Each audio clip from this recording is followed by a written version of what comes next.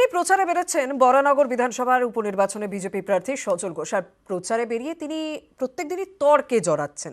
গতকাল দেখলাম এক মহিলার সঙ্গে তর্কে জড়ালেন সমাপ্তিকর। আর আজ পুরসভার 14 নম্বর ওয়ার্ডের তৃণমূল কাউন্সিলর শান্তনু মজুমদারের সঙ্গে উত্তপ্ত বাক্য বিনিময় সজল ঘোষের।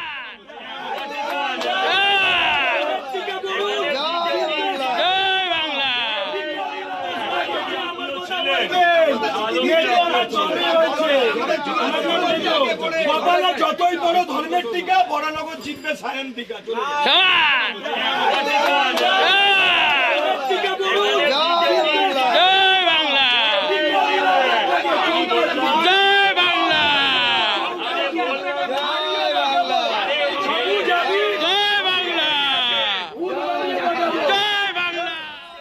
আমাদের প্রতিনিধি সুবীর আমাদের সঙ্গে রয়েছেন সরাসরি। সুবীর, প্রায় প্রত্যেকদিনই তো একই ছবি দেখা যাচ্ছে, মানে গতকাল দেখলাম এক মহিলার সঙ্গে রীতিমতো তর্কাতর্কি, আর আজ শান্তনু মজুমদারের সঙ্গে।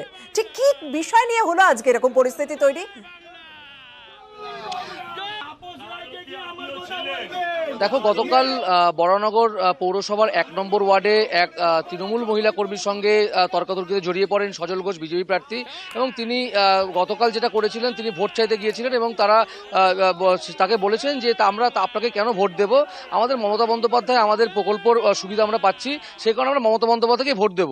এবং তারপরে আজ সকালবেলা, অর্থাৎ আজকে সকালে বরানগর পৌরসভার 14 নম্বর ওয়ার্ডে ঠিক একই ঘটনা ঘটে। সেই ওয়ার্ডের তৃণমূল কংগ্রেস কাউন্সিলর শান্তনু মজুমদার, যার ডাকনাম মেজো, তার সঙ্গে কিন্তু প্রথমে ভোট প্রচার চাইতে যান। ভোট যখন চাইতে যান তখন কিন্তু তিনি বলেন যে আমি আপনাদের কেন ভোট দেব বা আমরা কেন আপনাকে ভোট দেব।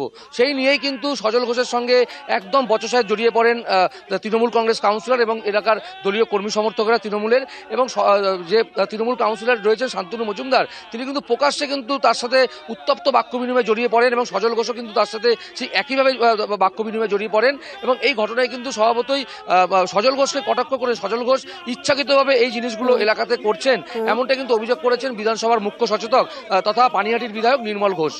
একদম, গতকালও কিন্তু এরকমই পরিস্থিতি তৈরি হয়েছিল। আজ আমরা 14 নম্বর ওয়ার্ডের তৃণমূল কাউন্সিলরের সঙ্গে যে তর্কাতর্কি দেখছি, গতকাল আমরা দেখেছিলাম 1 নম্বর ওয়ার্ডে যখন প্রচারে গিয়েছিলেন সজল ঘোষ, তখন এই মহিলার সঙ্গে রীতিমতো তর্কাতর্কিতে জড়িয়ে পড়ে। আমি বলছি, আপনারা জল পান না জল কিনে খেতে হয়? আপনারা জল পান না, কেন জল কিনে খাবে? আমি জলের কথা বলেছি।